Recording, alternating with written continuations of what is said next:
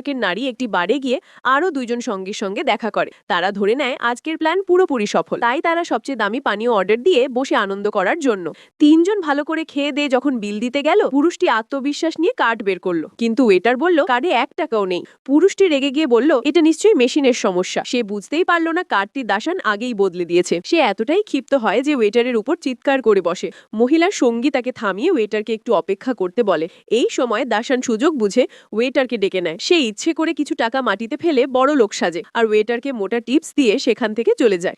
দাসান চলে যেতেই কালো পোশাকের নারী মাটিতে পড়া টাকা তুলে নেয়। তারা ভেবে নেয় এবার এই টাকা দিয়ে বিল দেওয়া যাবে।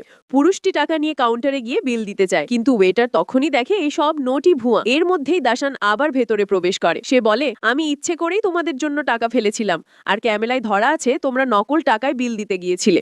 দাসান পকেট থেকে একটা ছবি বের করে দেখায়, ওটা তার দাদির ছবি। কয়েকদিন আগে এই চক্র তার টাকা চুরি করেছিল। এতে তার দাদি মানসিকভাবে ভেঙে পড়েন এবং শেষ পর্যন্ত মারা যান। এটা শুনে তিনজন অপরাধী পালাতে চাইলে দেখে দরজা আগেই ওয়েটার লক করে রেখেছে। তারা এখন নকল টাকা ব্যবহার, প্রতারণা এবং পালানোর চেষ্টার অভিযোগে আটকা পড়ে যায়। শেষ পর্যন্ত তারা পুলিশের হাতে গ্রেফতার হওয়ার অপেক্ষায় বসে থাকে আর দাসানের প্রতিশোধ সফল হয়।